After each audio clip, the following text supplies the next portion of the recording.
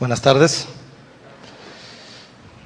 Los invito a abrir su Biblia, por favor, para entrar a la palabra del Señor en Marcos capítulo 5.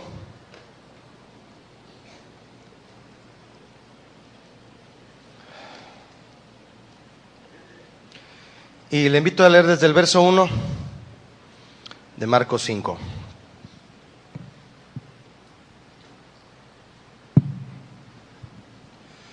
Dice así la palabra de Dios. Vinieron al otro lado del mar, a la región de los Gadarenos, y cuando salió él de la barca, enseguida vino a su encuentro de los sepulcros un hombre con un espíritu inmundo, que tenía su morada en los sepulcros, y nadie podía atarle, ni aun con cadenas, porque muchas veces había sido atado con grillos y cadenas, mas las cadenas habían sido hechas pedazos por él, y desmenuzados los grillos, y nadie le podía dominar. Continuando con la serie La vida y los milagros de Jesús, si me permite, quiero compartirle, en base a este pasaje, un milagro de liberación. Un milagro de liberación. Este relato, también conocido como el endemoniado gadareno, relata uno de los puntos más altos del ministerio de Jesús respecto a su autoridad divina. Se trata de un caso extraordinariamente difícil de posesión. Un hombre convertido en un ser furioso, implacable. Sus alaridos tenían aterrado a todo el pueblo y vivía en los sepulcros. Todo esto subraya lo difícil que era este caso. Y como en cada experiencia del Señor Jesús, esta es una más en la que podemos esforzarnos y buscar entre líneas y extraer una lección espiritual que, permítame decirle, es para todos los ámbitos, para todas las personas que puedan poner su atención en este relato bíblico. Personas recién convertidas de años en la palabra del Señor, personas que vienen por primera vez. Para todos tiene una lección espiritual esta experiencia de Jesús.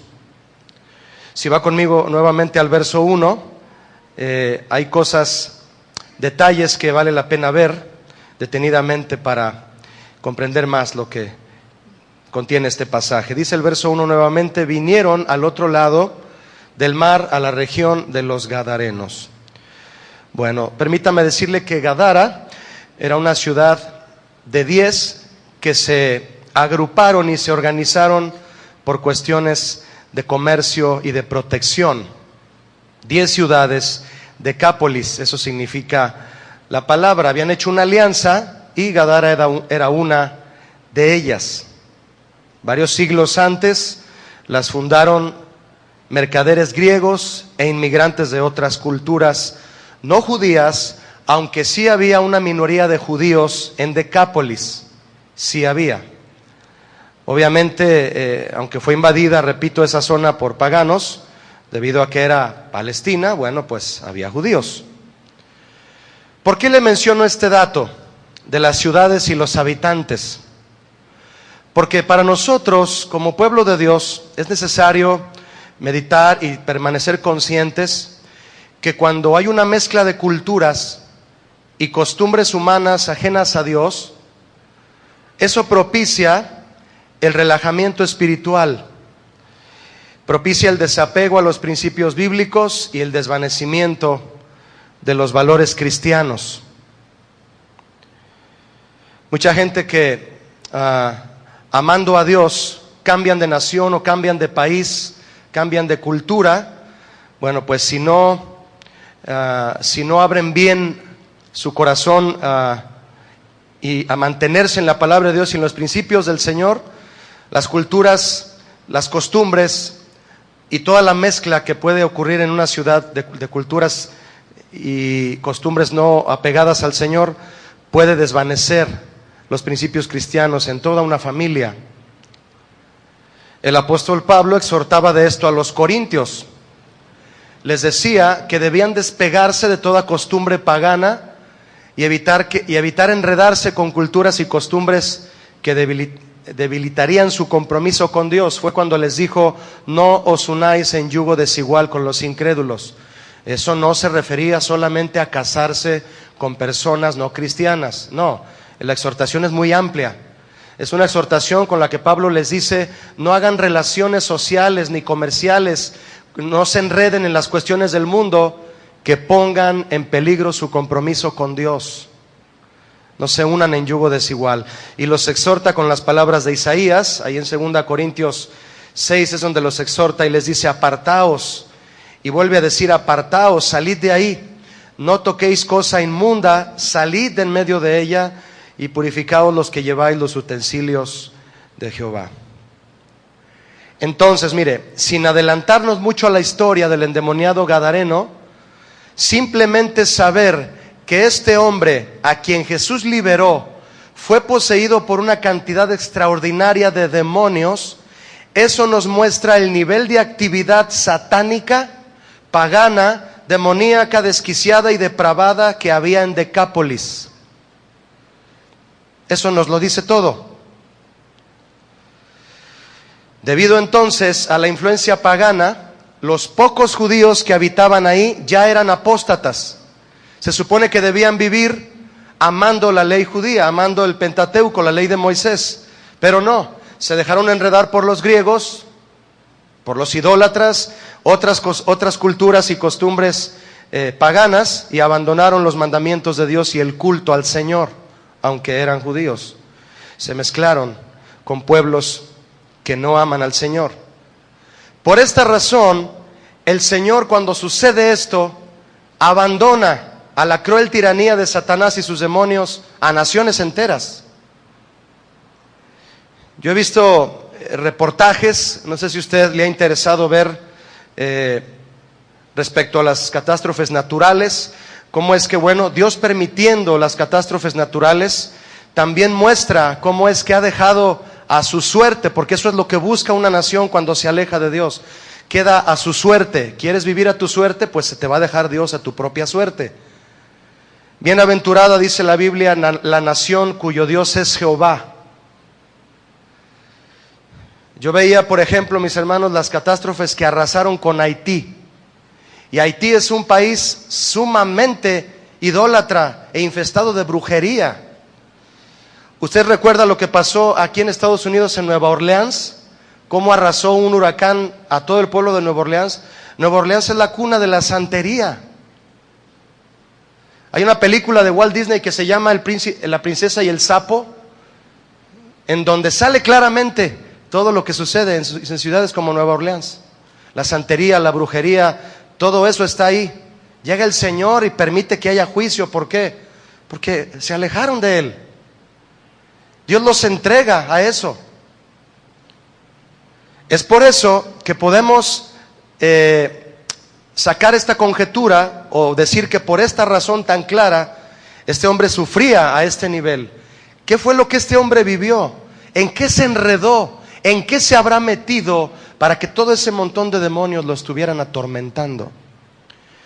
Vea conmigo el verso 2 de Marcos 5.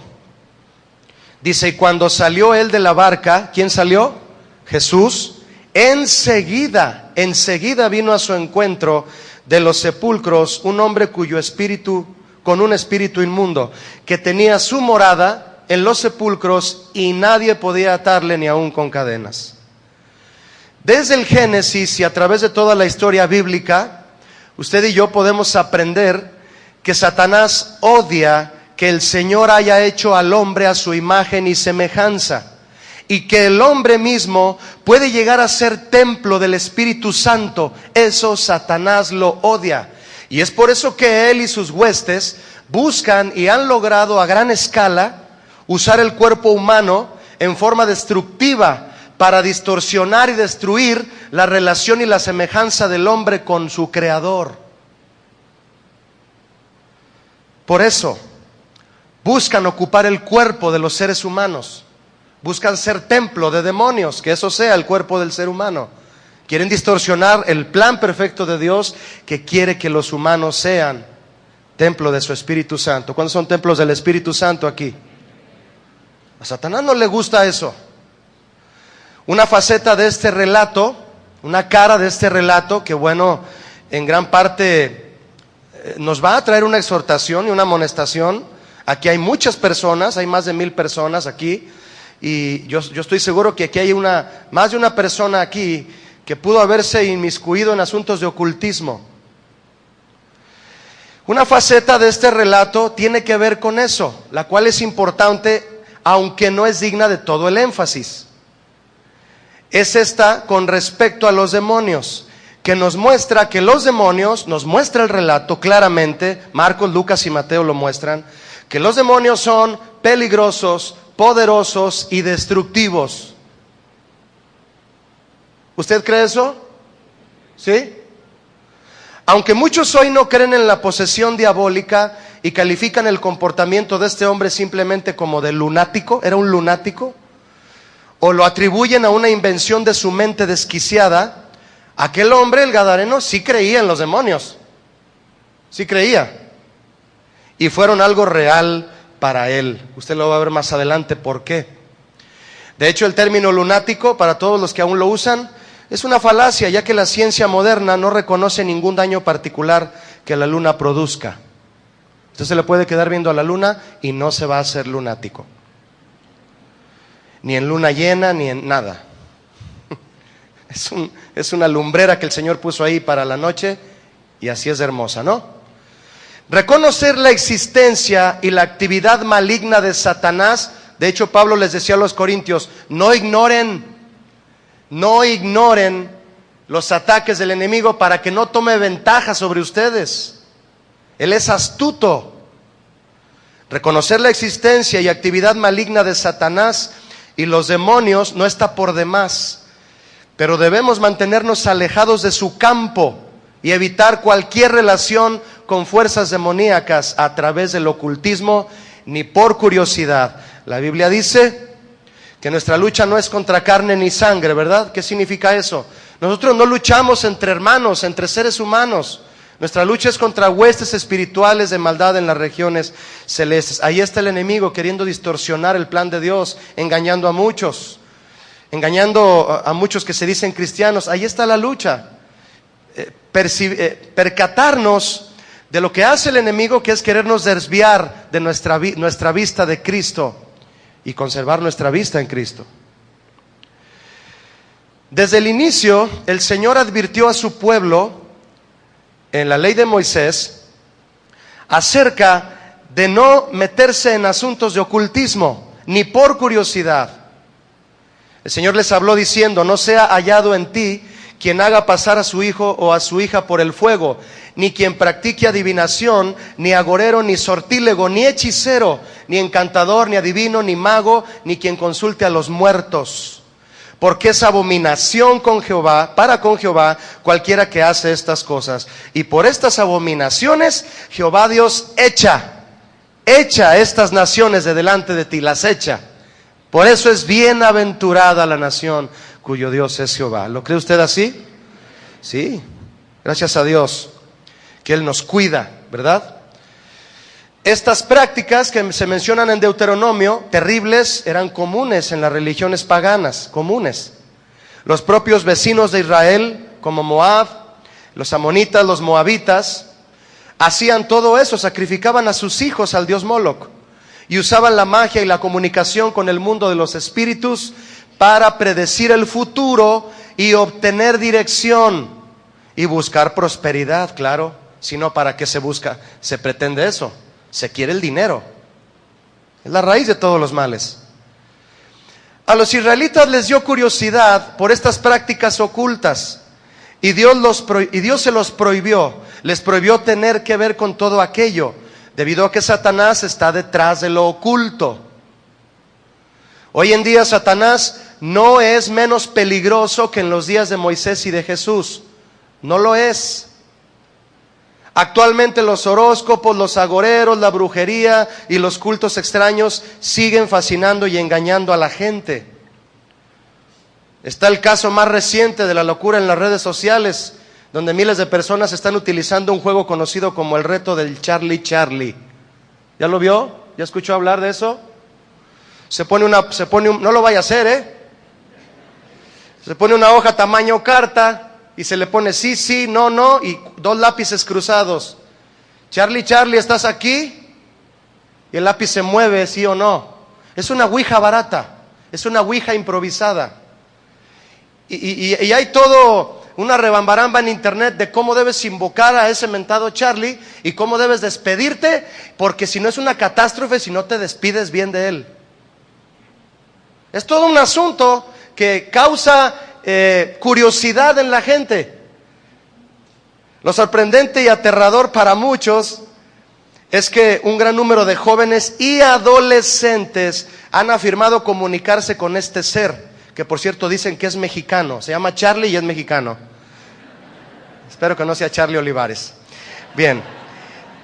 Es que un gran número de jóvenes y adolescentes han afirmado comunicarse con este ser.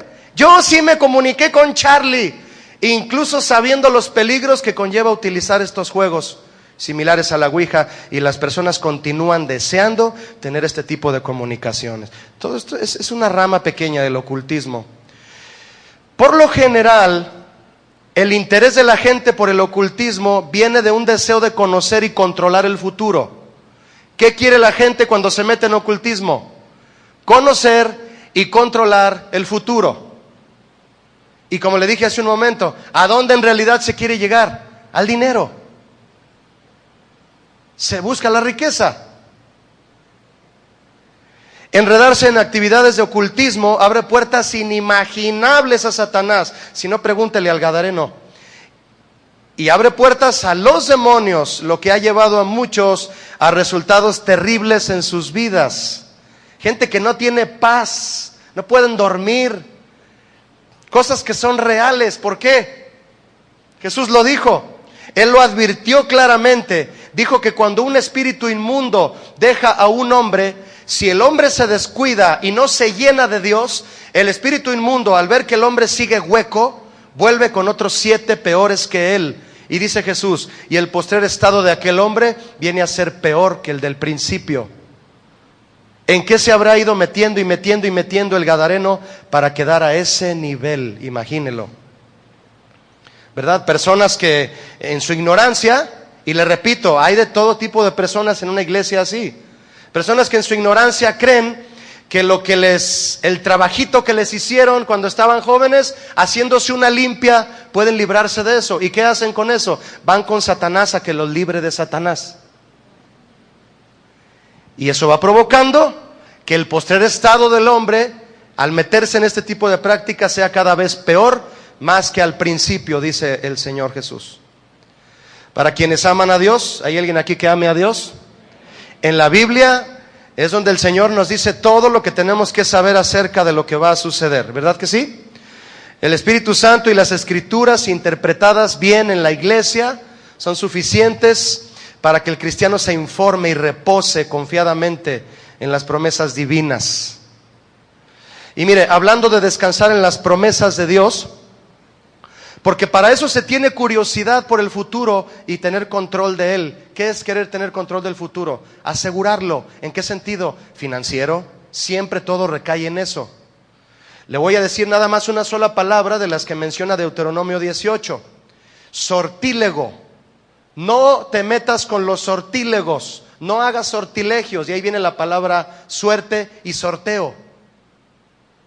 La palabra sortílego propiamente significa sisear, que significa llamar sigilosamente a. Pronunciar un conjuro, es decir, dar una orden. Un conjuro es dar una orden mágica. Y generalmente significa un sortilegio, pronosticar. Un sortílego, era consultado no solo para pronosticar lo que vendría, sino también para llamar o atraer un futuro próspero al que lo buscaba. Yo le pregunto, un ejemplo, mi hermano. Cuando alguien compra un boleto de sorteo, ¿qué implica? Ese boleto que usted tiene del sorteo TEC, o de la estrella de la suerte, ¿verdad? Ya ni el nombre perdonan, ¿verdad? ¿Qué implica cuando alguien compra un boleto de sorteo? ¿El azar? ¿Qué opina? ¿El azar? Bueno, la mayoría se apoya en eso y no lo asocian con nada sobrenatural. Pero cuando el comprador escoge el boleto, el número al que le atribuye su suerte, ¿qué espera esa persona del boleto? ¿Perdón? No le oigo. Que salga premiado. Y la persona agarra el boleto que escogió con el número 12 porque es un número bíblico, o el 7, y casi le sisea al boleto: tú eres el ganador. ¿No le pasa por la mente al que tiene el boleto en la mano que ese es el boleto ganador? ¿Sí o no? Eso es un sortilegio. Hasta ahí se lo dejo. Usted piénselo, hermano. Ya llega a casa y venda su boleto. Bueno, si lo está pagando en abonos porque está carísimo, ahí verá usted también. ¿Y por qué se le atribuye esa esperanza a una cosa así? Porque el dinero del premio asegura el futuro del ganador. Y eso es lo que quiere la gente. Es a través de esta y de muchas otras formas que Satanás ha atrapado a muchos curiosos, llevándolos a desenlaces terribles por ambición, avaricia y otros pecados en los que los demonios influyen y muchos no lo creen o no lo quieren aceptar. Hace algunas semanas tuve el privilegio de dar una enseñanza a los padres de adolescentes que se llamó La influencia de los medios de comunicación en la sexualidad de los jóvenes.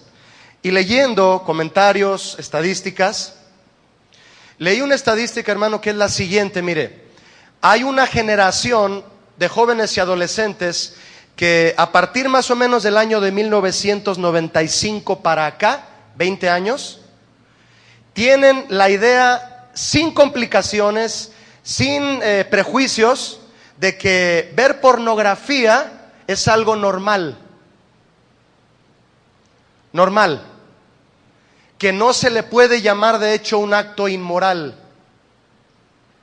porque es algo que inclusive puede formar parte del desarrollo sexual de la vida de los humanos a partir de esa década para acá. ¿Cómo ve? Se pierde el temor, obviamente, de Dios, y se pierde, se desvía la mentalidad en cuanto a la moralidad, claro, mucho más en cuanto a lo espiritual, respecto a que detrás de esos pecados está Satanás. Está Satanás.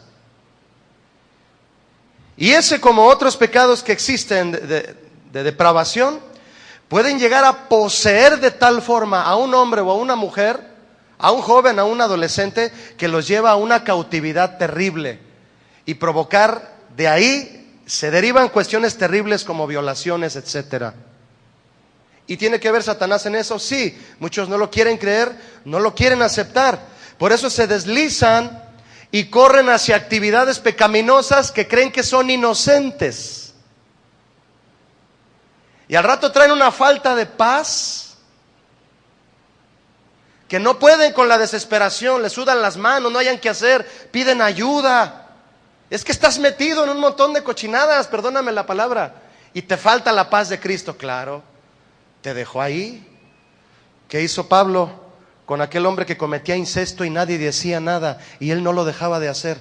Sáquenlo de la iglesia y entréguenlo al mundo, que se revuelque en el lodo, a ver si así entiende que necesita a Dios.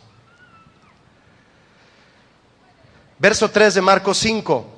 Que tenía su morada en los sepulcros y nadie podía atarle, ni aun con cadenas, porque muchas veces había sido atado con grillos y cadenas, mas las cadenas habían sido hechas pedazos por él y desmenuzados los grillos y nadie le podía dominar. ¿Dónde tenía su morada este endemoniado? En los sepulcros, vea usted. ¿De qué nos habla esto, mi hermano? Los demonios habían logrado que este hombre se refugiara y habitara en una tumba, lo cual muestra su deseo incansable de destruir y su tendencia hacia la muerte. ¿A qué viene el ladrón? A hurtar, matar y destruir. Ahora mire, esto nos dice que el dominio del pecado sobre una persona Porque es obvio que sobre el Gadareno no solamente había demonios, él había vivido una vida de pecado, eso es obvio. El dominio del pecado sobre una persona, y no solo eso, sino la influencia demoníaca misma, tiene como única intención arrastrar al hombre hasta la muerte. Esa es la paga del pecado. Y siendo objetivos, partiendo desde la Biblia, este hombre estaba prácticamente muerto cuando se encontró con Jesús. ¿Qué implica estar muerto? Estar muerto implica estar sin Dios, primeramente, sin su soplo, sin vida. Estar muerto implica estar solo, sin apoyo ni protección. Estar muerto implica estar desahuciado. Nadie cree que tu situación tiene remedio. Estar muerto implica estar desnudo, es decir, vulnerable y expuesto ante el pecado y el enemigo. Estar muerto implica estar desesperado, no le encuentras razón ni propósito a la situación. El rey David, en medio de una situación difícil, escribió el Salmo 40, que es un canto. Él dijo: pacientemente esperé al Señor y me hizo sacar ¿del qué? ¿Del qué? Del sepulcro. Pozo ahí es sepulcro, de la desesperación, habla de gritos. En su momento difícil, Job expresó lo siguiente: mi aliento se agota, se acortan mis días y me está preparado el sepulcro. No hay conmigo sino escarnecedores, en cuya amargura se detienen mis ojos. El Gadareno no era hijo de Dios cuando Jesús lo encontró. No era. Tal vez tú estás en este lugar, en esta reunión, vienes por primera vez y probablemente no seas hijo de Dios aún, pero el Señor Jesús te puede dar la potestad de serlo, ¿verdad que sí, iglesia? El Gadareno no era hijo de Dios cuando Jesús lo encontró. Jesús lo halló muerto en sus delitos y pecados y además poseído. David y Job ya eran hijos de Dios, pero su situación fue tan apremiante debido a la prueba que ambos sintieron estar en una tumba y clamaron al Señor. Es por eso que el mensaje es para todos. Al Gadareno nadie podía atarle ni dominarlo, ni con grilletes, ni con cadenas, las hacía pedazos. Los grillos y cadenas simbolizan los métodos o intentos humanos para tratar de controlar lo que es incontrolable por el hombre. Tiene que llegar el momento en que tú te des cuenta que aquello que has querido controlar y no has podido, solo Jesús tiene la salida para eso. ¿Cuántos creen eso? Solo Jesús la tiene. Cuando la iglesia se llena en su boca de las palabras solo tú Jesús, empieza realmente un sentir de dependencia y de saber que cuando llegue el momento de cierta batalla, cierta oposición, solo Él te puede librar. ¿Cuántos lo creen así? Solo Él. Diga conmigo, solo Él me puede librar, nadie más. En aquel momento Jesús conocía, porque Él es omnisciente, conocía todos los métodos humanos que posiblemente ya habían utilizado en este hombre para liberarlo y que no habían dado resultado. Debido a eso, Jesús sabía también que su autoridad debía ser demostrada para comprobar a todos que solo Él puede liberar a este y a cualquier nivel. Solo Él, nadie más. Este tipo de casos, como el del Gadareno que estamos viendo, los rabinos, aún los rabinos, lo atribuían al influjo mágico. Y a partir de eso, creyeron también que la cura debía ser también por medios mágicos. Como le dije hace un momento, le piden ayuda a Satanás para ser libre de los demonios. Los rabinos usaban amuletos en los que escribían versículos bíblicos. Fíjese, amuletos con versículos bíblicos. No sé si usted ha visto un cuadro o ha estado o ha visto alguna foto en donde si usted llega al aposento de un chamán o de un brujo o de alguien que practique la magia, como quiera que sea, la santería, se visten de blanco algunos de ellos, porque significa la pureza, y tienen unos ídolos de este lado, macabros los ídolos, y de este lado tienen un Cristo como de 2 metros. ¿Se ha dado cuenta de eso? ¿Cómo revuelven todo? ¿Y cómo hacen un influjo, una mezcla, un licuado de todo? Los rabinos comenzaron a hacer ese tipo de acciones.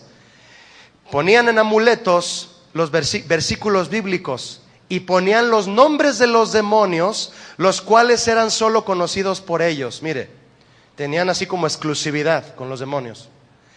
El exorcismo se solía hacer por medio de conjuros y encantamientos, mezclados de acciones supersticiosas o por repetición de palabras sin sentido, pero en cuya acumulación y ritmo se pensaba que estaba el poder para exorcizar. Eso se usa hoy en muchos sectores.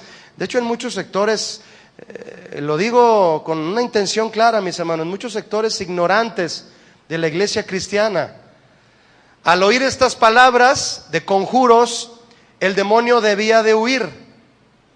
Si se resistía el demonio a huir, habían de aplicarse otros remedios más eficaces. Uno de los remedios era la increpación o las increpaciones, que significa reprender por medio de gritos. ¿Puede usted imaginarse a un ser humano gritándole al demonio que se salga? Otra forma eran las conminaciones, que significa amenazar y advertirle al demonio que si no se sale. Imagínese un ser humano advirtiéndole a un demonio. De hecho, existían ya libros y manuales con rituales y fórmulas mágicas, pero no daban resultado. ¿Recuerda usted? Mire, todo esto que le estoy comentando se aclara perfectamente en la Biblia. Simplemente en la experiencia que tuvieron los exorcistas ambulantes se da a entender claramente la falsedad de los métodos para expulsar demonios. Unos exorcistas ambulantes, dice el libro de Hechos, Lucas está narrando que intentaron invocar el nombre del Señor Jesús sobre los que tenían espíritus inmundos. Intentaron, diciendo a los endemoniados: te conjuro por Jesús, el que predica a Pablo. Fíjese nada más, qué conjuros tan absurdos. Pero respondiendo el espíritu malo les dijo: conozco a Jesús y sé quién es Pablo, pero ustedes ¿quiénes son? Hasta chistoso se oye, ¿verdad? Parece un cuadro así como de sketch cómico. Y el hombre en quien estaba el espíritu malo, saltando sobre ellos y dominándolos, pudo más que ellos, de tal manera que huyeron de aquella casa desnudos y heridos. ¿Se quiere poner a amenazar a un demonio? ¿A gritarle para que salga? No, mi hermano, la Biblia no nos enseña así. Cristo no lo hizo así. No solamente fue la demostración de su poder, sino que entendamos de qué forma opera el enemigo y de qué forma nosotros debemos actuar también, y lo vamos a ver. Esa ocasión de los exorcistas ambulantes fue la misma ocasión en donde todos los que observaban el cuadro agarraron sus libros de magia. Ahí está en Hechos 19, cuando quiera leerlo. Agarraron sus libros de magia y dijeron: tanto que gasté en este libro y no sirve para nada. Y se juntaron un montón de libros que los quemaron, tanto así que la cuenta de todos los libros que quemaron era de 50,000 piezas de plata. ¿Cuánto has gastado tú hasta hoy intentando encontrar la cura, la solución? ¿Cuánto has gastado? ¿Recuerda aquella mujer que gastó todo lo que tenía en médicos? ¿Sí la recuerda? Todo lo que tenía se lo gastó en doctores, en exámenes, en médicos, y no se aliviaba. Muchos, de hecho, déjeme decirle, de los que llaman o vienen a la iglesia buscando ayuda, lo hacen porque ya no encuentran método humano que los libere y los saque del sepulcro a donde los ha llevado su pecado y el enemigo. Se agotan los recursos y vienen a Jesús. Si tú estás aquí habiéndose agotado todos tus recursos, bienvenido. Aquí está el Señor Jesús, ¿verdad, iglesia? Acompáñenme al verso 5, por favor. De Marcos 5, verso 5. Y siempre de día y de noche. ¿Cada cuándo? Todo el tiempo. Andaba dando voces, es decir, gritando en los montes y en los sepulcros, e hiriéndose con piedras. ¿Hiriéndose cómo? A sí mismo. Hiriéndose a sí mismo. Eso está terrible, ¿no? Gritaba y se hería con piedras. Mire, hermano, cuando una persona es esclavizada por el pecado y por el enemigo, se queja. ¿Cuándo se entiende lo que estoy diciendo? La posesión del pecado en una persona y del enemigo producen queja. Es lógico, no es para menos. Pero su queja no es para buscar ayuda, sino para anunciar su condición a todos los que lo rodean.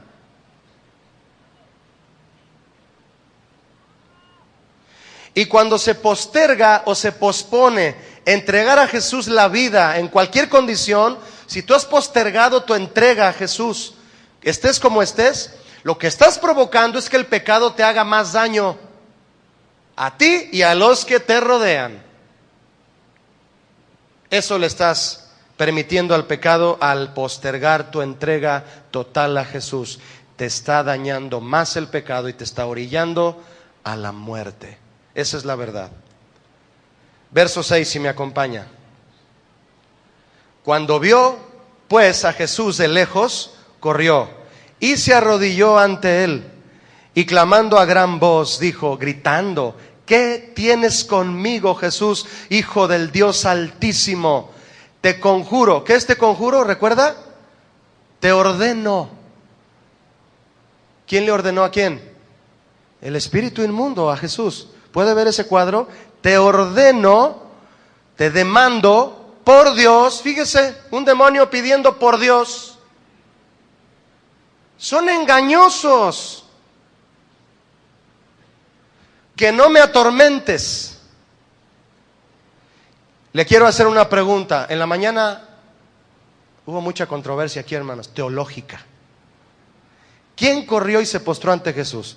¿El gadareno o los demonios? ¿Quién dijo yo? ¿Alguien dice los demonios, el gadareno? Mi opinión, lo más probable es que la actitud de rendición y de arrodillarse la tuvo el hombre, ya que los demonios tuvieron la osadía de intentar darle una orden a Jesús, temblando, sí, pero lo intentaron, por eso les fue como les fue, ¿verdad? El hombre se arrodilló ante Jesús, escuche esto, y vea el contraste para entender la lección aquí.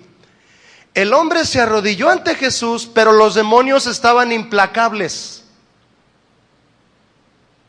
Muchas personas que desean ver un milagro de liberación en su vida enfrentan fuertes luchas de oposición y rinden una y otra vez su vida y su situación a Jesús sin ver resultados inmediatos.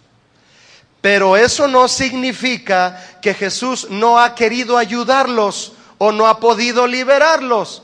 No, lo que pasa es que Jesús prueba nuestra fe, ¿o no, mis hermanos? Él prueba nuestra fe y quiere verla totalmente puesta en Él. La Biblia habla en Mateo 13 que Jesús llegó a lugares en donde no quiso, no que no pudo, no quiso hacer milagros porque había mucha incredulidad.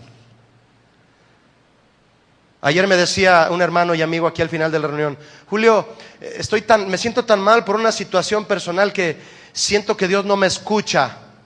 Y le dije, no confundas a que Dios no te escucha, a que no te responde. ¿Cuántos saben que hay una gran diferencia en eso? Dices, Julio, ¿que Dios no responde? A veces responde con silencio, hermano. Y Él quiere que nosotros captemos su silencio, así como, ahorita mira, ¿le has dicho así a tu hijo? Cuando está gritando, le dices, shh. Y el niño se queda así. Yo le dije, no es que no te escuche, es que no te ha respondido, pero ya te escuchó.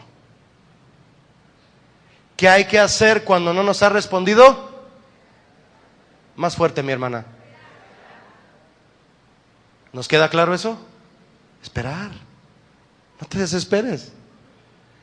Este hombre se arrodilló aunque los demonios estaban queriéndoselo llevar a otro lado. Pero él sabía que necesitaba algo. ¿Qué necesitas tú? Y en lo que tienes una lucha profunda, ahí está Jesús. Ahí está. Jesús trató, primera y directamente con el espíritu inmundo, quien estaba dentro de este hombre, y era la causa de su tormento. Y note usted esto: el hombre nada podía hacer para cooperar en su liberación. Nada. Lo único que podía hacer, si acaso, era mantenerse de rodillas. Esperar a Jesús de rodillas. Qué simbólico, ¿no? ¿Quieres ayudarme para ser liberado? Quédate de rodillas. ¿De qué nos habla eso, mi hermano? De la total soberanía de Dios sobre Satanás y los demonios. Total. ¿Cuántos lo creen? ¿Qué actitud debemos tomar nosotros respecto a eso? Bien, cuando Jesús dice: si el Hijo os libertare, seréis verdaderamente libres. La frase verdaderamente libre significa ser libre desde el interior. No que parezca que eres libre, no que parece que ya dejaste el vicio, no que parece que ya se te salieron los demonios, no que parece, no, eres de verdad libre desde el interior. Solo Jesús pudo echar fuera el tormento profundo de aquel hombre. Todos sabemos que el pecado trae muerte al ser humano. Y mire, trae muerte en todos los sentidos. ¿Lo cree usted que el pecado trae muerte en todos los sentidos? En todos, en todos. Pero ¿qué es lo primero que el pecado mata en el hombre? Su espíritu. Su espíritu. Muchos luchan por sus medios, tratando de recuperar la vida espiritual que el pecado les ha robado. Pero es en vano. Nadie tiene ni puede tener acceso a su propio espíritu para vivificarlo. Nadie. Solo Jesús es espíritu vivificante. ¿Sí, iglesia, o no? Solo Él. Vuelvo a la frase: solo Él. Marcos 8, verso 8, si me acompaña, de Marcos 5. Verso 8 dice: porque le decía. ¿Quién le decía? Jesús al espíritu inmundo. ¿Qué le decía? ¿Me ayuda? Sal de este hombre. Bien. En el griego, el tiempo verbal utilizado en la frase le decía indica que Jesús había ordenado repetidamente al espíritu inmundo salir. ¿Qué significa eso? ¿Que a Jesús le costó trabajo sacar a los demonios? No significa eso. Jesús, en las ocasiones en que decía sal de este hombre, pudo haber dicho en una de esas: es la última vez que lo digo. ¿No lo cree así usted? Yo sí, porque sé a qué nivel opera su autoridad. Entonces, los demonios no querían ser despojados del cuerpo que ocupaban en ese momento, ni del que ocupan. Y por eso a veces lanzan fuertes ataques. Esto, claro, no es para suponer que Jesús batalló mucho con los demonios y que estos no le obedecían. No, Jesús es soberano. Los demonios estaban muertos de miedo. Esa es la verdad. Estaban temerosos de ser echados al abismo, como lo dice Lucas. Y eso tenía que ser hasta el día del juicio. Tenían miedo de ir a sufrir ya al infierno y le decían: no nos atormentes. Lo que sí podemos, mis hermanos, no suponer sino asegurar es que Jesús es el único a quien Satanás y los demonios temen. ¿Por qué te quedas callado, Julio? Porque hay quienes piensan que Satanás les tiene miedo a ellos y se hacen los valentones y se hacen los Pancho el terror de los demonios. Ocurren estas cosas en el rubro cristiano, mi hermano, aún en actitudes particulares. Pablo exhortaba diciendo: ¿tú crees que puedes ir y tentar a Dios y meterte en asuntos de pecado y salir ileso? ¿Vas a tentar a Dios?, dice Pablo. Y muchos se hacen los valientes ante el enemigo. No lo olvide, mi hermano, el único ser a quien Satanás y los demonios le temen es a Jesús. ¿Me explico con lo que trato de decirle? Hay gente que ubica a otros seres humanos como: es que él exorciza demonios. A él los demonios le tienen miedo. A él, no, él ora y los demonios salen. ¿Será él? No es Él. Y se ubica de maneras supersticiosas a personas a quien se cree que los demonios respetan. No es eso. Satanás solo le tiene temor a Jesús. ¿Lo creen o no, mis hermanos? Bien. Para curar entonces a este endemoniado, Jesús usó su mandato, usó su voz. No usó amuletos, no usó conjuros. Solo dijo: sal de este hombre. Un mandato. Así como dijo: hágase la luz y apareció el sol, así dijo: sal de este hombre. La voz que él tiene es la voz de autoridad. Así como creó el universo, con esa misma voz le dijo al espíritu inmundo: sal de este hombre. Por esto, en situaciones en las que Satanás está tomando control, Jesús es el único que puede someterlo con su sola presencia. Nosotros solo debemos someternos a Él y a su palabra, escondernos detrás de su autoridad y protección, y el diablo huirá de nosotros. ¿Qué dice Santiago 4:7? Someteos pues a Dios, resistid al diablo, ¿y qué más? Y él huirá. Es todo. ¿Quién está calificado para orar por un endemoniado? ¿Quién se somete a Dios?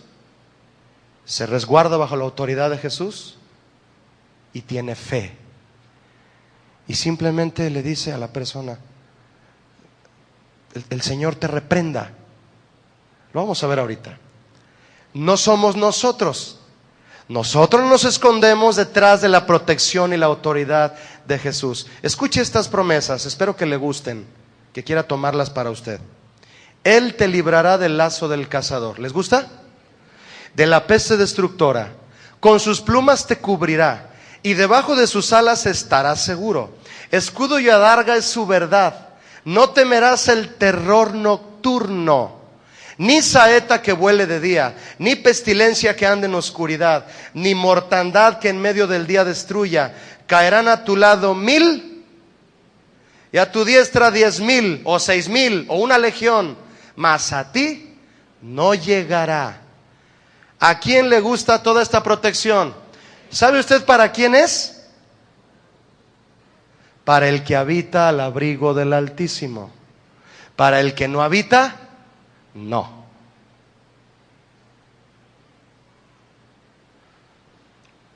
Estaban muy contentos cuando les estaba leyendo las promesas, y cuando les dije esto se pusieron muy serios. ¿Para quién es la protección? Para el que habita al abrigo del Altísimo. Repito, para el que no habita, no. Verso 9, por favor. Y le preguntó Jesús, le preguntó: ¿cómo te llamas? Y respondió diciendo: Legión me llamo, porque somos muchos. Una legión, usted sabe, era la unidad más grande del ejército romano, y la respuesta de este espíritu inmundo fue asimilar, ponerle un ejemplo de cuántos eran. Entre 3,000 y 6,000 demonios atormentaban a este hombre. En aquel tiempo, los brujos y exorcistas aficionados suponían que si se podía descubrir el nombre de un demonio, se adquiría un cierto poder sobre él. Le decían: te conjuro, te ordeno, a cualquier espíritu demoníaco que seas, que me digas quién eres. Le decían al demonio. Y si lograban conocer el nombre del demonio, el poder de éste quedaba quebrantado.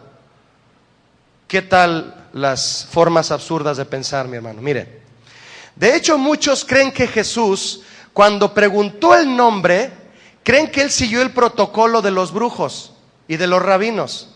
Al preguntar el nombre, muchos han de haber pensado: mira, también él le pregunta el nombre al espíritu inmundo. Y por eso muchos hoy también creen que eso es hacer lo correcto: preguntar al espíritu inmundo su nombre, y espíritu de esto sal fuera, y espíritu de esto sal fuera, y espíritu de esto sal fuera. Es un espíritu inmundo y el Señor es quien lo va a echar fuera. ¿Qué importa su nombre? ¿Me explico o no? Espero que sí. Y voy más adelante, mire. Se creía que teniendo el nombre del demonio se tenía control sobre él, y dijeron: Jesús le está preguntando el nombre, él está siguiendo el protocolo de los brujos. No. Lo que pasa, de hecho, recuérdelo, los que ignoraban que Jesús es la máxima autoridad, lo juzgaron diciendo que él echaba a los demonios por Belcebú. ¿Lo recuerda? Está en Lucas 11:15. Este hombre echa a los demonios por Belcebú. Imagínense que se apoyaba en Satanás para echar los demonios. Lo compararon a Jesús con cualquier brujo, ignorando que él es el único que puede dirigirse a Satanás como y cuando él quiera y reprenderlo directamente. Entonces, Jesús no le preguntó el nombre al espíritu inmundo para seguir un protocolo de los brujos. Se lo preguntó porque él sí puede preguntar eso. ¿Qué le preguntó a Satanás en el primer capítulo de Job? ¿Qué le preguntó? ¿Dónde estabas? ¿Lo recuerda? ¿Qué respondió Satanás? De rodear la tierra y andar por ella. Imagínese a Satanás, ¿qué te importa? No. Aquí el jefe es Jesús, ¿o no? Por eso preguntó el nombre. Él no hizo lo que los demás brujos hacían. Estamos hablando de la autoridad única de Jesús, mis hermanos, que solo Él puede ejercer. Solo Él. Solo a Él Satanás le tiene miedo. Judas escribió lo siguiente en el verso 9: pero cuando el arcángel Miguel contendía con el diablo, disputando con él por el cuerpo de Moisés, no se atrevió a proferir juicio de maldición contra él, sino que dijo, ¿qué le dijo el arcángel Miguel al diablo? El Señor te reprenda. No quiso echar mano de su propia autoridad. ¿Usted cree que el arcángel Miguel tenía autoridad en cierta forma? Claro que sí, pero para eso no usó la autoridad, porque no era correcto. Le dijo, el Señor te reprenda, Él se hace cargo de ti. Yo no me voy a hacer el valiente aquí, ni me voy a meter contigo, ni te voy a hablar. Satanás, te reprendo, ahí estás, ya te vi, estás atrás del reloj, lo estás moviendo de hora. Ya te vi, estás metido en mi casa y te voy a sacar del closet, ya te metiste ahí. No, mi hermano, el Señor te reprenda. Punto. ¿Me estoy explicando? Debemos refugiarnos en Jesús, no ponernos a platicar con el enemigo. No tenemos nada que hablar con él. En ninguno de los relatos, ni de Marcos, ni de Lucas, ni de Mateo, dice que Jesús fue asistido por alguno de los discípulos. Él se quedó solo con el endemoniado. Imagine a los discípulos viniendo de una tormenta, todos mojados, parecían ratoncitos empapados, diciéndole a Jesús, ¿qué, no tienes miedo que perezcamos? Jesús se levanta, calma la tormenta y les dice, ¿dónde está su fe? Y ahí vienen todos empapados y apenas se venían secando cuando viene corriendo el endemoniado. A nadie lo asistió a Jesús. Solo dio la orden y el hombre fue libre. ¿Para quién es sencillo el asunto de un endemoniado, mi hermano? Para Él. Refúgiate en Él, búscalo a Él, apóyate en Él. Él es quien libera, nosotros no. Verso 10 de Marcos 5: y le rogaba mucho que no los enviase fuera de aquella región. La versión de Lucas dice que no los mandara al abismo, lo cual simboliza el infierno. Imagine usted, hermano, cómo estará el infierno, que ni los demonios quieren estar ahí. Jesús pudo haberlos enviado al infierno, pero todavía no llegaba su hora. Pero quería sacarlos de este hombre a quien estaban destruyendo. Verso 11: estaba allí cerca del monte un gran hato de cerdos paciendo. Esta región era habitada por gentiles, por eso había cerdos. Lo que explica por qué había tantos cerdos además. Y mire, aquí hay algo ilustrativo. En la ley del Antiguo Testamento, Dios ordenó a su pueblo no comer cerdos ni acercarse a ellos porque eran inmundos. Y esto nos habla de la forma en que Dios califica el pecado. Los gentiles no obedecían esta ley, criaban puercos y se los comían, los vendían. Esto nos habla del deseo de Dios de que su pueblo no quiera ni tenga nada que ver con la inmundicia de los pueblos paganos. Vea el verso 12, por favor. Y le rogaron los demonios a Jesús. ¿Qué hicieron? Le rogaron. ¿Hay autoridad en Jesús? Claro que sí, Él es el único que tiene. Le rogaron todos los demonios diciendo: envíanos a los cerdos para que entremos en ellos. Claro, lo inmundo a un lugar inmundo, ¿no lo cree? Ahí se sentían a gusto. Para los demonios era un hotel 5 estrellas. Lo santo a lo santo, lo inmundo a lo inmundo. ¿Dónde se siente usted más a gusto? Respóndase usted a usted mismo. Verso 13. Y luego Jesús les dio permiso, otra muestra de autoridad. Le rogaron, les dio permiso. Aquí está, clarísimo. Él es. Y saliendo aquellos espíritus inmundos, entraron en los cerdos, los cuales eran como 2000. Y el hato se precipitó en el mar por un despeñadero, y en el mar se ahogaron. Ahora, permítame, hermano. Son varias las razones que Jesús tuvo al permitirle a los demonios entrar en los cerdos. Y muy importantes todas las razones. La primera y muy importante fue que Jesús, como sabio médico, como médico divino, que entiende y comprende la mente enferma, usó aquel acontecimiento para comprobar al hombre que su tormento realmente había llegado a su fin. ¿Ves aquellos cerdos que están allá? ¿Ves que se están despeñando? ¿Ves que se están muriendo? Allá va lo que te atormentaba. Lo usó para comprobarle al hombre que su tormento había llegado a su fin, y el hombre recuperó la paz. Jesús es tan bueno que te va a hacer sentir una seguridad de que Él está contigo, y te va a dar una paz que sobrepasa todo entendimiento, al grado que tú puedas decir: realmente soy libre. ¿Cuántos saben de lo que hablo? Soy verdaderamente libre. Algunos no son verdaderamente libres. Haber visto entonces este hombre a los cerdos caer al despeñadero era casi la única cosa en el mundo que podía convencer a este hombre de que ya estaba curado. Así de bueno es Dios, mi hermano. Verso 14, véalo por favor. Y los que apacentaban los cerdos huyeron y dieron aviso en la ciudad y en los campos, y salieron a ver qué era aquello que había sucedido. Vienen a Jesús y ven al que había sido atormentado del demonio y que había tenido la legión, sentado. ¿Cómo lo vieron? Sentado, vestido y en su juicio cabal, y tuvieron miedo. Bueno, tú sabes aquí de lo que se está hablando, ¿no? Muchos de tus familiares y tus conocidos están impresionados al ver el cambio que Jesús ha hecho en ti, y prefieren verte como estabas antes, ¿o no? Hijo, yo te prefiero marihuano que estar ahí de aleluya, ¿verdad? Y así lo dicen, y se van a ese extremo. Ahora, ¿qué obtuvo este hombre? Juicio cabal. Fíjese hasta dónde llega el milagro de liberación de Jesús en un ser humano, de estar totalmente poseído, descontrolado, o controlado, mejor dicho, por el mismo enemigo, a tener un juicio cabal. ¿Cómo es eso posible? Solo Jesús. Amén, mis hermanos. Solo Jesús. Juicio cabal significa tener una mente sana, normal, bien balanceada, seria, moderada, sobria, equilibrada, disciplinada, con capacidad de razonar. Es mucho, ¿verdad?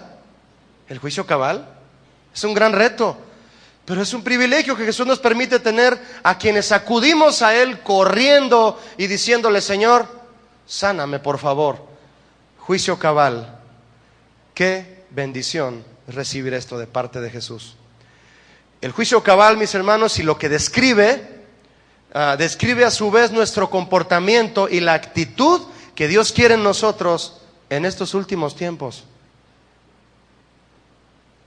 Porque estamos rodeados de depravación, porque estamos rodeados de pecado, estamos rodeados de cosas que distraen nuestro compromiso con Dios, que nos quieren meter en un sentir de afán. Las cosas materiales, el esfuerzo en tu trabajo, hasta eso puede distraer. El deseo por tener más, por vivir bien, por lograr cosas, y nos desprende de ligarnos a la búsqueda de un juicio cabal. Verso 16, acompáñame. Y les contaron los que lo habían visto, cómo le había acontecido al que había tenido el demonio, y lo de los cerdos. Y comenzaron a rogarle que se fuera de sus contornos. Después de ver un milagro, de ver salva un alma, un hombre sufriendo, que había sido liberado en su sano juicio y cabal, la gente quiso que Jesús se fuera de ahí. Esto tiene mucho que decir, mis hermanos, y mucho que nos amonesta. Cualquiera con sentido común habría supuesto que aquella gente se debió haber alegrado mucho al ver al hombre liberado, y que le pidieran a Jesús no que se fuera, sino que se quedara a hacer más milagros. Pero no, un hombre pobre había recuperado la salud a costa de unos cerdos, y Jesús fue el causante, y ya no lo querían más ahí. ¿Sabe lo que Jesús hizo? Jesús hizo lo que hace su palabra hoy con cada uno de nosotros cada vez que la escuchamos: altera nuestra rutina. La palabra de Dios altera nuestra rutina. Un frecuente grito de batalla de la mente humana hoy en día es: no me compliques la vida.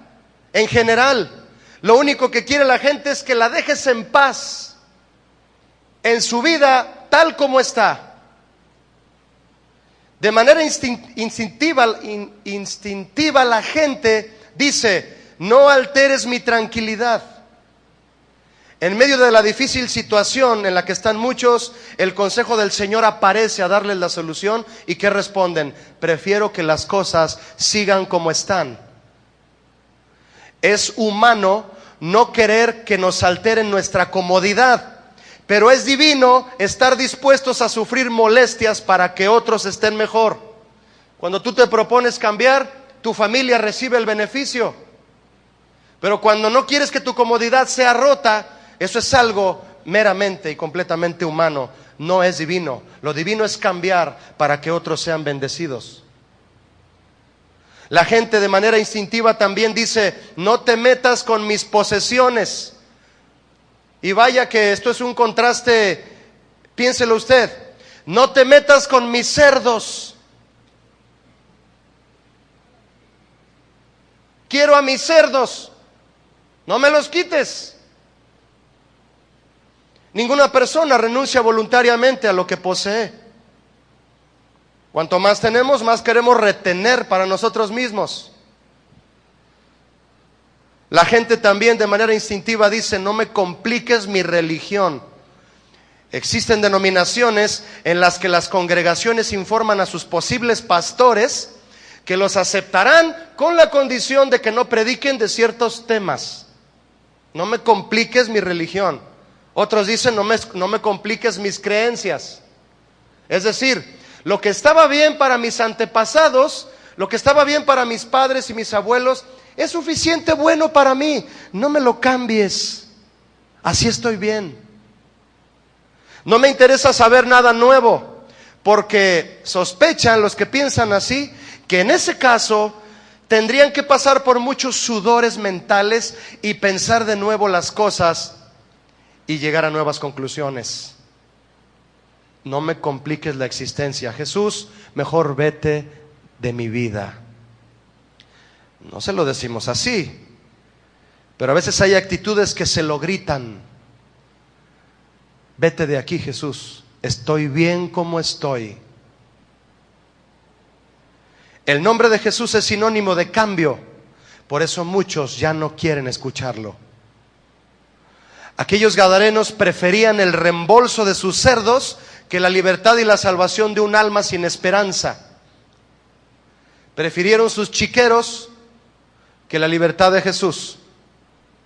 Mire, aquí hay una suposición, mi hermano, que vale la pena mencionar. Si los dueños de los cerdos eran judíos, entonces era un negocio ilegal. Si los dueños de los cerdos eran paganos, entonces insultaban la religión nacional, que era el judaísmo. En cualquier caso, la destrucción de los cerdos fue justa por parte de Jesús. Jesús sabía que no solo tenía que echar fuera a los demonios, sino destruir a los cerdos.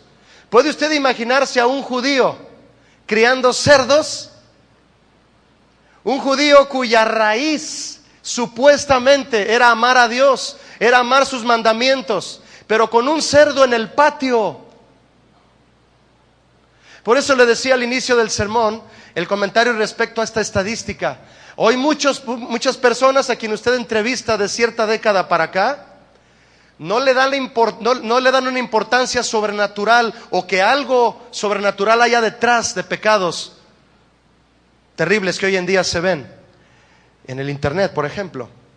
Y dicen, no, eso no es inmoral, eso inclusive sirve para que el desarrollo sexual de jóvenes y adolescentes sea con menos inhibición. Y ahí están los jóvenes buscando páginas que se llaman juegos sexuales para jóvenes. O buscar la forma de cómo seducir a la chica en la secundaria. Y ya no lo ven malo, no lo encuentran malo. Profesan amar a Dios a su manera, pero tienen un cerdo en el patio. Y el olor, ¿no? El olor, las consecuencias.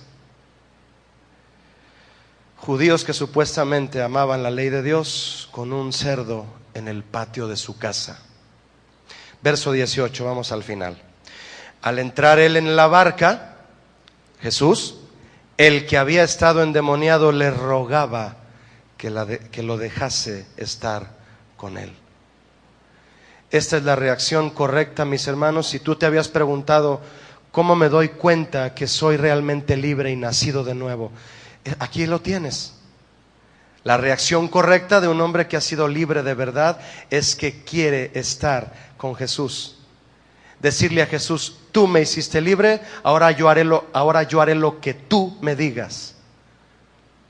Si no entregas tu libertad a Jesús, cuando Él te libere para servirle, si no se la entregas para servirle, no vas a saber usar sabiamente tu libertad por ti mismo. Pablo dijo a los Gálatas, manténganse firmes en la libertad que Jesús les dio y no estén otra vez sujetos al yugo de la esclavitud. Marcos 5:19, ahí donde está usted, la parte final. Mas Jesús no se lo permitió, sino que le dijo, vete a tu casa, a los tuyos, y cuéntales cuán grandes cosas el Señor ha hecho contigo y cómo ha tenido misericordia de ti. ¿A dónde lo mandó primero? ¿Dónde debía demostrarse el cambio primero? En su casa. Ahí. Y se fue, verso 20, y comenzó a publicar en Decápolis. Se convirtió en un misionero. Cuán grandes cosas había hecho Jesús con él, y todos se maravillaban. San Gregorio Magno escribió el siguiente pensamiento: desde el momento en que alcanzamos algún conocimiento de las cosas divinas, ya no queremos volver a las humanas, buscando el reposo de la contemplación. Pero el Señor manda derramar el sudor en el trabajo antes de restaurarnos por la contemplación. Este hombre fue hecho libre para proclamar lo que Dios hizo en él. Si tú no proclamas lo que Dios ha hecho en ti, es que no ha hecho nada. Si hay alguna cadena en tu corazón que no has podido romper, Cristo sí puede. ¿Hay alguien que diga amén aquí? Cristo sí puede, y para Él son de papel. Pídele que te haga libre desde lo interior, y cuando lo seas, cuida esa libertad, no juegues con ella, guárdala amando y obedeciendo los mandamientos de Dios que te ha hecho libre. ¿Sabe usted, mi hermano, para qué es la ley, entre otras cosas? ¿Para qué es una ley? Para preservar la vida. Usted obedece, usted seguirá vivo. Cualquiera que sea tu situación hoy, ya sea por estar muerto en tus delitos o pecados, y así vienes, bienvenido, o por estar en una prueba como hijo de Dios, Jesús ha cruzado el mar, la tempestad y todo lo difícil para encontrarse contigo. Corre hacia Él.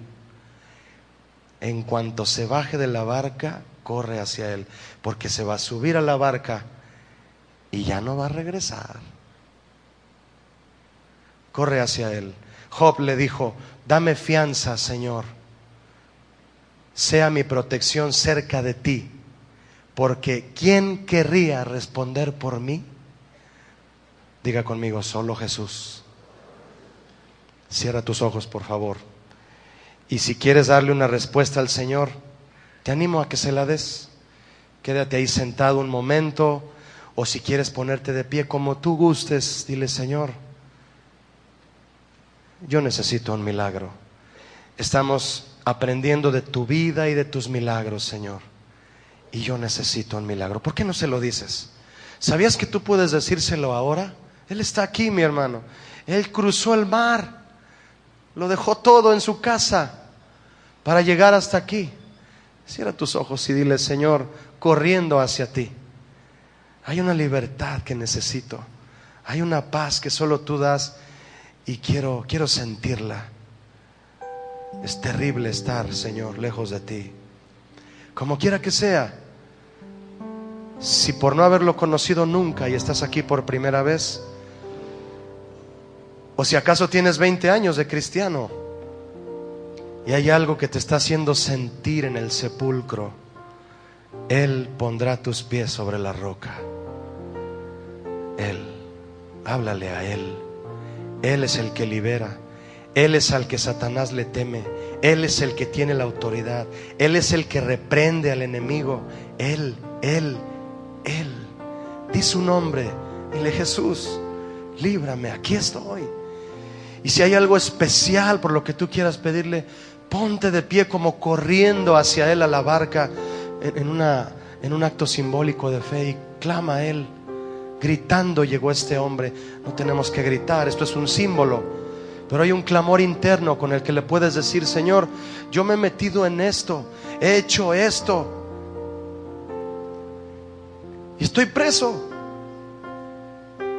y no tengo paz, y lo único que acaricio son los barrotes de mi celda por mi pecado, y no te conocía, Señor.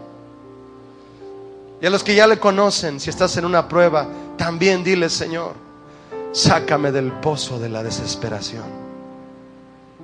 Esperaré en ti pacientemente.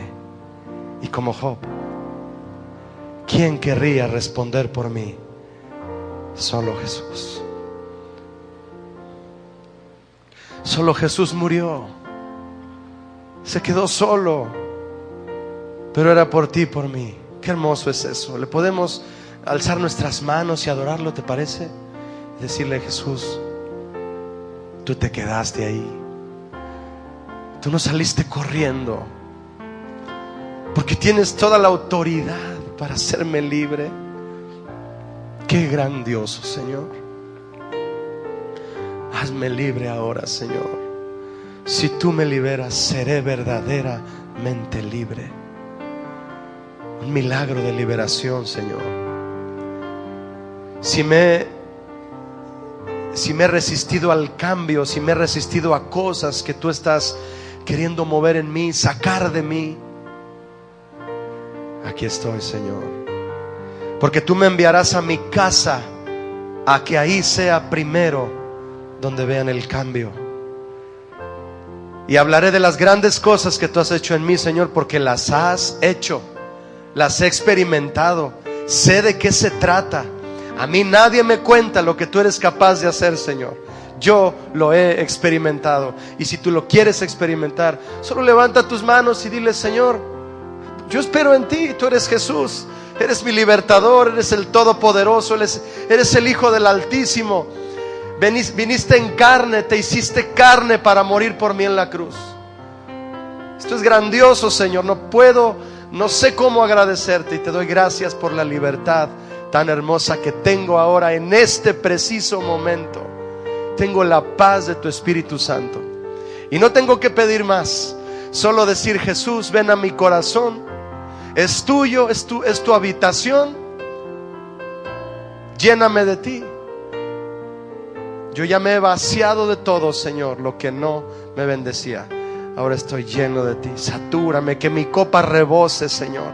Quiero ser más como tú, que yo mengüe, que tú crezcas, que seas tú en mí. Ese es mi deseo. No tengo otro, Señor. No tengo otro. No hay otro deseo que ser como Jesús. En el nombre de Jesús, a Él sea la gloria. Amén. Dios les bendiga, mis hermanos, que estén bien.